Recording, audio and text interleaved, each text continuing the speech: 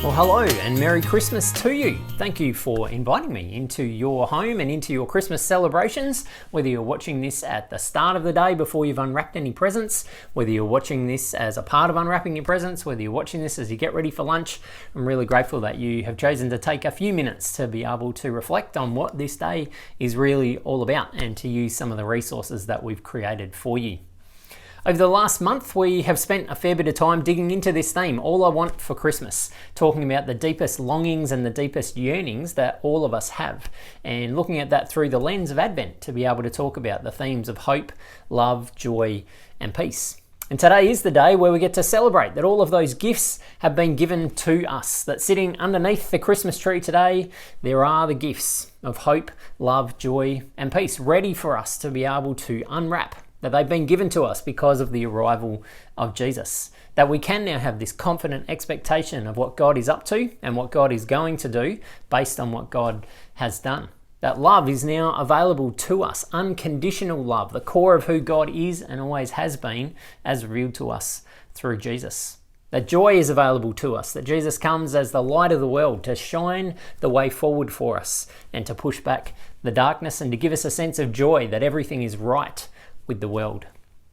And peace has been given to us, wholeness, completeness, the way that things are supposed to be. We have the opportunity to be able to live out of the peace that Jesus brings as the Prince of Peace.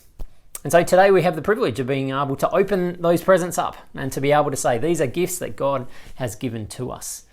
But I hope that as we spend time doing that, that we also recognize that these aren't just gifts that are given to us, but that these are gifts that God gives to us so that we can give them away to other people. That God wants us to be people who bring hope to others, especially those who are most in need of hope. Those around us who need a desperate sense of being able to recognize that God is at work and they can have a confident expectation of where God is taking them. That we're the ones who get to share God's love with people in tangible ways. That they're the ones who Jesus shines his light through.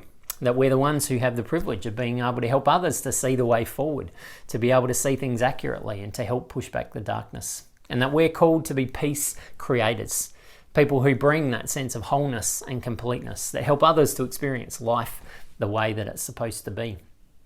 And so these gifts are given to us not just for Christmas Day, but they're given to us so that we can use them throughout the year. And so my hope and my prayer is that as you unwrap those presents today, that you can take a sense of being able to see what that looks like in the other things that you do through the rest of your Christmas Day, into the rest of this Christmas season, and that as we turn the page into 2021, that you can see the opportunities that God's got for you to be able to use these gifts in all sorts of different ways. You've got a few other opportunities to be able to do some reflecting based on the sheet that we've sent out to you. And so there's a reading that you can do. There's some questions that you can discuss. There's the opportunity to light a candle to remind yourselves that Jesus has come as the light of the world. It's something that we would normally do as a part of our Christmas Day services. As we've been lighting all of the Advent candles, today we get to light the Jesus candle. So there's an opportunity to do that. And then the opportunity to be able to pray. And so I hope that you will use those resources as a way of being able to dig in a little bit more to what Christmas is about, whatever it is that you do. So thank you for spending the time with us today. It is a privilege to be able to serve you. And on behalf of your whole Brooklyn Park Church family, it's my privilege to be able to say Merry Christmas to you. And we hope that we will see you on Sunday. If not, then we look forward to being able to see you in the new year. Have a really, really fantastic Christmas.